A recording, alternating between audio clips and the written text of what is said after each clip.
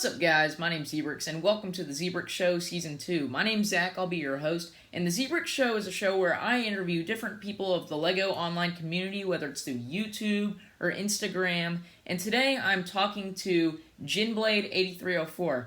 Would you like to tell us a little bit about yourself and your YouTube channel? Well, hello there, first of all. You guys know I say that a lot on streams, but I'm Djinnblade8304. I do a lot of Ninjago-style videos. Ninjago is my favorite theme, if that's not clear. I do just random stuff, mostly focusing on the newer sets, and I'll compare them to the old versions of them for Legacy, and just stuff like that. Awesome. Thank you. And his social media and his YouTube will be linked in the description. Those are the only two links in the description, so you can't miss them. And go check him out. Follow him and subscribe to him, and go check out his content. It's pretty awesome, especially if you're a Ninjago fan. So, we're going to start off with a few basic starter questions. So, first up, when did you start building with LEGO, and what were some of your first sets? It was probably like 2007 or 8. It was like some fire station from like the 1970s or so. I'm not exactly sure what it is, but that's like the first thing I remember. And if I can ever figure out exactly what set it is that I'll be in the set, I go back and buy. And then after that, it was just like a 3-year kind of like whatever was in the house that we already had.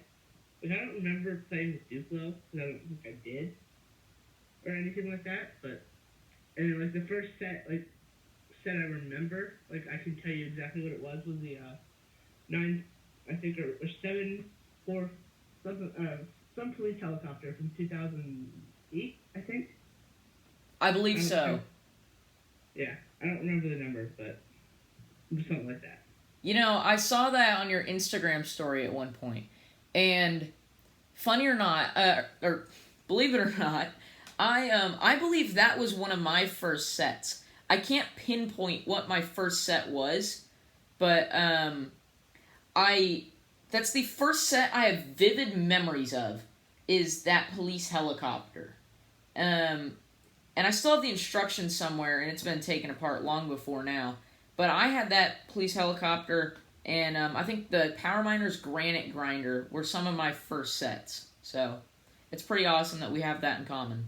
Yeah, and this is like the 2011 police wave that was like the first, and obviously the first Ninjago sets as well, like some of them, but... Yeah, but those didn't come till like 2011, so... Yeah. That was a few years difference. So, when did you start your YouTube channel, and kind of who inspired you, or what inspired you to do it? Well, despite what people may believe, I actually started my channel on March 7th, 2017. If you look at my channel about page, it says January 31st, 2016. That's when my account was created. I didn't start doing anything until March, a year later. But it was like, my friend said, oh, I'm going to make a YouTube channel. I was like, oh, you know what, that's a pretty good idea. I should do that too. And then, like, it wasn't a battle to see who would be more successful or anything like that. It was just like, alright, let's make videos, and then eventually we even had our own collab channel that we did, but we don't really do anything anymore with. But it's just kind of that, and then it just kept going. And here we are. Yeah. And now it's a really awesome channel. He does some really great, what are they? Comparisons with the Legacy sets and the old, like, 2012, 2013 sets. Which is pretty cool. I don't think there's many people out there that have done comparison videos with the Legacy stuff. Usually it's just, like, Star Wars comparisons. But, it's really nice to see how they've improved. Does stuff that I do. Yeah. But, anyways, so...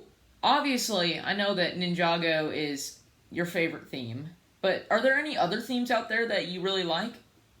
Yeah, Speed Champions. I absolutely love Speed Champions. It is, I think, one of LEGO's best themes that they have going on right now. I also enjoy some of the Marvel sets and Star Wars stuff as well, but those are like very minor.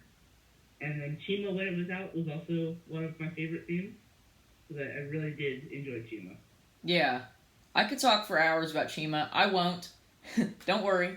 But, I think that, I didn't know you were a fan of Speed Champions, but I bought a few Speed Champion sets over the past years, and they really have some really nice parts in them. I especially like the new 8 stud wide builds. I think they're much more accurate and well designed. Yeah, I don't know how I feel about that just yet. Like, I gotta get used to it. Like, after like the next wave in 2021, I'm assuming, then we'll see. Like I like it. Don't get me wrong, it's cool, but I also like the 6 wide because I have so many more sets that are 6 wide, and they take up less room as well. So Yeah, the 6 wides fit better into like a city layout or modular sets, stuff like that. So I definitely see why a lot of people were confused or maybe even upset about changing to an 8 stud wide build. But then again, I would like to think of these new sets for Speed Champions kind of as its own separate thing. They don't have to be integrated with city layouts like a lot of people are doing. So, I don't know. So, your channel name is Djinnblade8304. Oh boy, here we go. So, he already knows where this question is going. But, obviously, your channel name is named after Season 6 of Ninjago. For y'all that don't know, in Ninjago Season 6, the main antagonist, his name is Nauticon, and he is a djinn. It's basically an evil genie that twists your words when you make a wish. And your channel is named after that. So, do you have anything to say about that? Yeah, first of all, I absolutely hate Season 6. Season 6 is by far the worst season of Ninjago because it didn't even happen, as far as I'm concerned. And the plot line and stuff like that. I only named it that because that was what was like the most, like the best thing I could think of. Because that was like in all the sets you were going after the collectible Djinnblade that had each of the ninjas' faces on it. Yeah. And then Hands of Time, those sets have been out for, 2 months already at that point. And we had the Ninjago movie stuff coming later that year. I wasn't going to name myself, Djinnblade8304. That just sounded really stupid. So I was like, alright, even though I hate Season 6, this is what it's going to be. And I kind of regret it, but I kind of don't at the same time because now, I can't change it because so many people know me by this name. Yeah. That would be kind of funny if you changed it to, Djinnblade8304 for, April Fools or something. But, I don't know if you can change your channel name on YouTube. You can. You can? You can. I didn't know that. That's awesome. I knew you could do it on, Instagram and stuff, and I've changed my name a few times on there. But, that's funny. Yeah, Djinnblade8304, it just doesn't roll off the tongue like Djinnblade, does it? Yeah, I just answered the question exactly like this in the Q I think the last Q&A episode I did. Yeah. So that's funny. So funny enough, Season 6 is my favorite season. So we don't have that in common. I think it's because Jay is my favorite character, so I think that's probably the main reason. It's the biggest Jay season we have. I don't know how many. We probably haven't had many Jay seasons, have we? Be Skybound and Prime Empire. Prime Empire. I haven't watched Prime Empire yet, so please don't spoil it for me. But I haven't found it. There's a Google. I watched the new episodes on what's it called? Google Docs or something. And there's this person that's been uploading every episode of all time on there. So I'm waiting for Prime Empire to come out on that. But, well, Prime Empire hasn't even aired officially in America. It's starting later this month, in a week or so. It's awful. It's horrible how they don't air it in America like they used to. And I really wish they would. Because, yeah. There's just something cool about watching it when it comes out, but then everyone spoils it for you when they see it before you. It's just so much disrespect to what is now their longest running show. Yeah. On the network. And it needs to get off Cartoon Network. Yeah. That's all there is to it, really. Yeah. Or they need to make everything available on the streaming services when it comes out.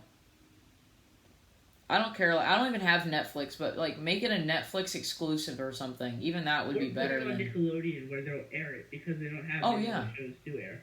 Yeah, Nickelodeon just put in SpongeBob reruns. Too, so. Yeah. But, anyways, season 6 is my favorite season, but, what is your favorite season? My favorite season right now is season 9, Hunted. Oh, yay. I like that one. That one's good. And very close behind is Possession and Sons of Garmadon. Okay. Sons of Garmadon isn't my favorite, but, I think what I've noticed is with all of the earlier seasons, I really love them. I think it's mainly because of nostalgia. Like, Pythor's my favorite Ninjago villain, and he always will be. Probably because I have the most nostalgia for him. But, there's also, like, I think that since nostalgia is kind of like a dangerous thing, because it's hard for me to enjoy a lot of the new seasons because, one, the ninja have changed physically. So it's hard to look at them the same way as the same characters, even if they have the same voices for most of them. But I think that upon rewatching seasons like Hands of Time and Sons of Garmadon, I'm kind of liking them more now. I really love Hunted. I really enjoyed Hands of Time as well. Yeah, Hands of Time was a season that, upon first watching it, it was by far my least favorite season. And then I went and rewatched it all the way through once it came out on Amazon Prime and I didn't have to watch it on YouTube.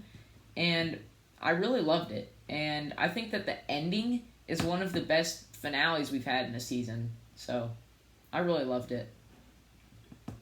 Yeah. And then it gets a setup for season 8 and 9. Yeah. It really is with Wu. That whole story. Yeah.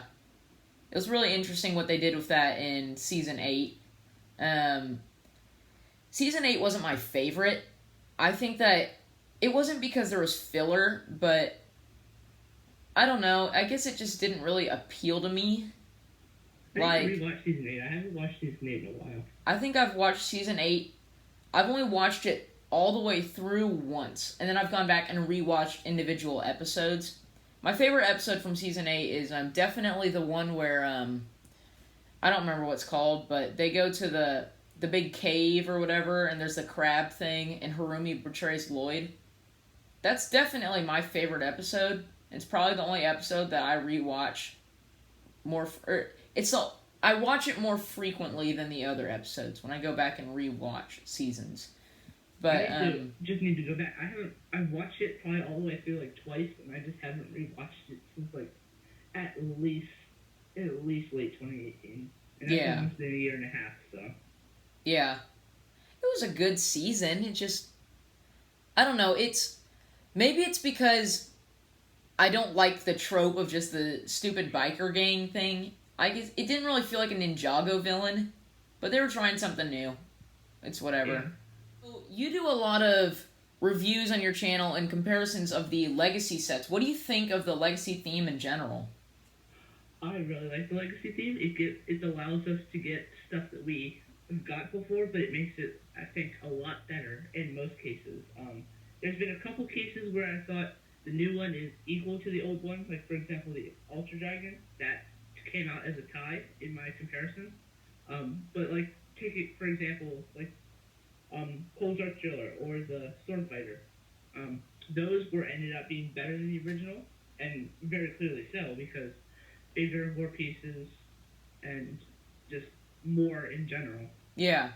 So I find them to be way more accurate to the show.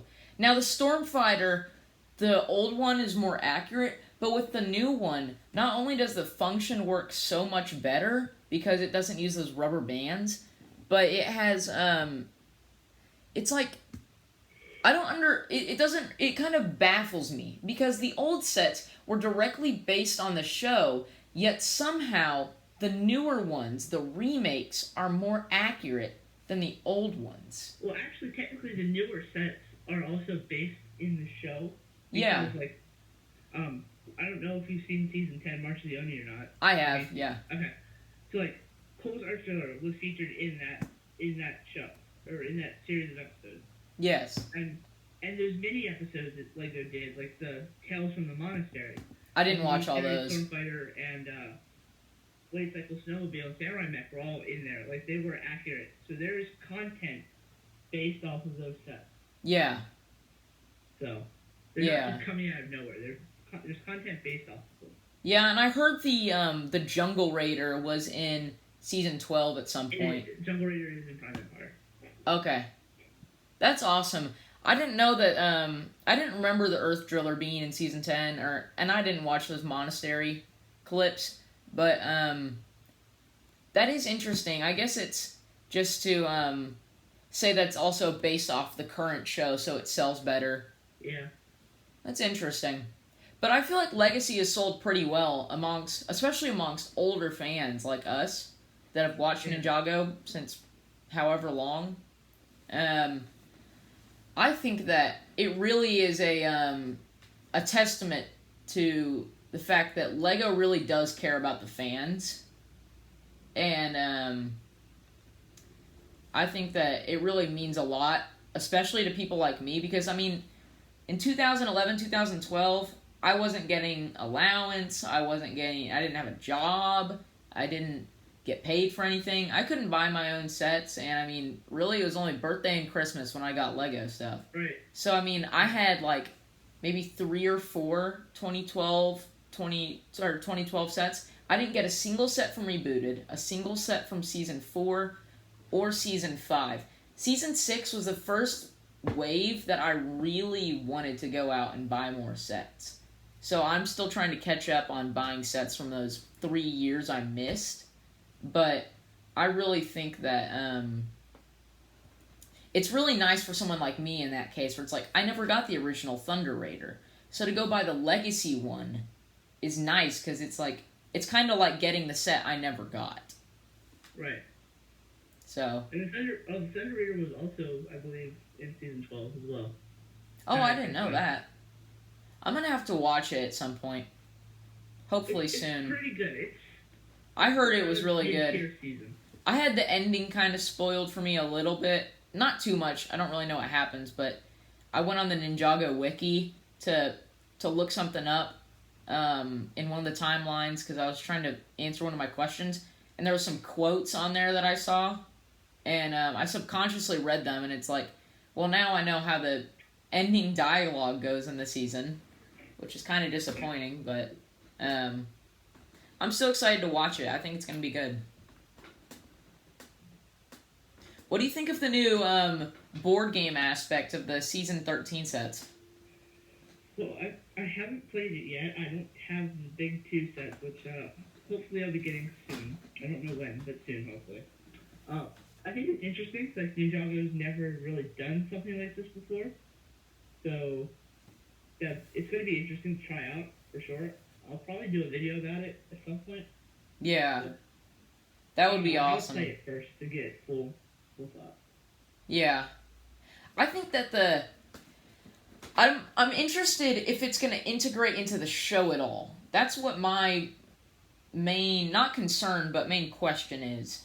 Yeah, well, is it going to be like a... The first episode, the episodes are airing on YouTube now. The first 4 are out, and so far, nothing. Is it like anything like the sets and like the layout? Well, I can tell you, I've seen 1, 2, trying to think, what are the others?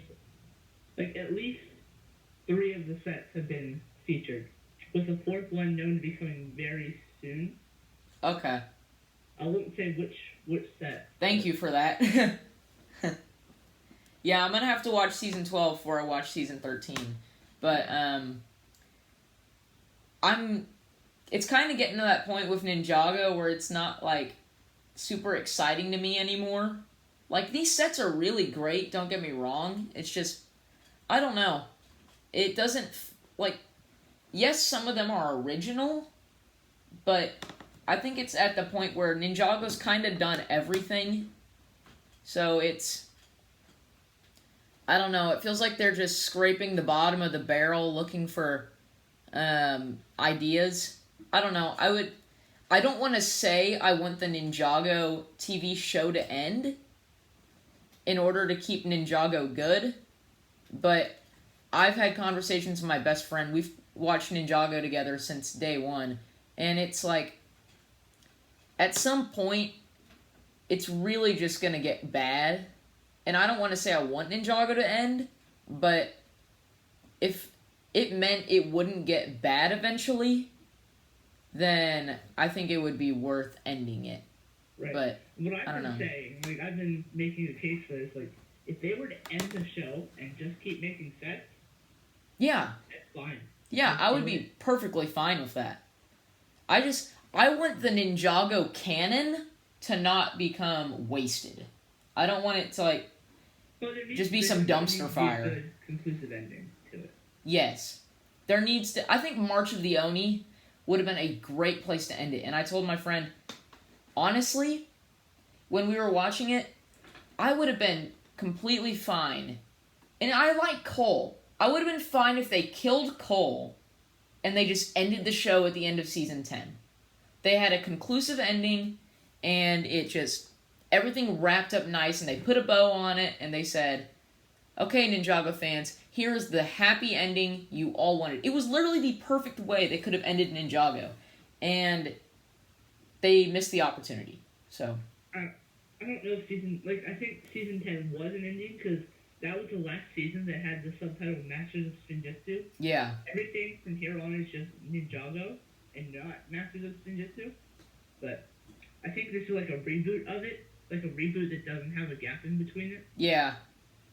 So I haven't seen like in these new episodes, like season 11, season 12. There haven't really been any references to old seasons. Like they haven't directly stated, "Oh, remember this from this season or that from that season." Sure, they may have reoccurring characters that haven't appeared since the past seasons, but I'm. Like, in my head, I know that seasons 11, 12, and 13, and so on, they're all canon, but I consider season 10 the ending of Ninjago. That's when it really ended. So, but I do like that they are continuing the sets. I think that the sets are actually really good. The sets are one thing that are definitely Ninjago's strongest. Yes. I definitely think that it's probably LEGO's strongest unlicensed theme. Oh no, it definitely is. Because what else does LEGO have? Friend City, Monkey Kids? Yeah. I mean, Monkey Kid is selling well, but, and I don't want to go into Monkey Kid Hot Topic, but everyone is, like, as much as they're saying, oh, it's going to kill Ninjago, it won't kill Ninjago in America because it's not being sold in Walmarts, Targets. It's being sold only in LEGO stores. So, right. It has no chance of killing Ninjago, but it is a nice new theme. I'm considering getting the Demon Bull King, because I really love that set, but all the others are just overpriced trash. That sounds like most city sets. Yeah, most city sets are overpriced. There are a few city sets that I do really, really like. For instance, the new Tuning Workshop. I kind of like that set. There's not many city sets I like. I actually even like the new police station because it's not just a giant garage.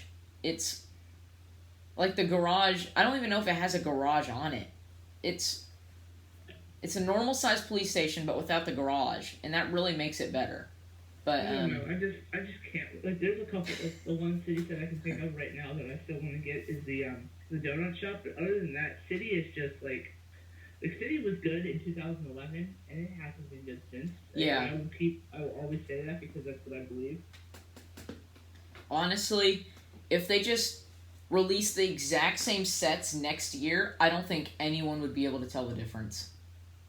Honestly, because it's the same thing every year. It's a $40 helicopter. You get a helicopter. You get a drone. You get a car chase. You get a $10 police car. You get a police station that's $100, and you get some other really cool set. It was Capital City, which was actually really good. Then it was the donut shop, and now it's the tuning workshop. So, as far as the future of Ninjago goes, to end this episode, what do you think the future of Ninjago holds, whether it's like in Legacy, in the episodes. What do you really think the future holds for Ninjago?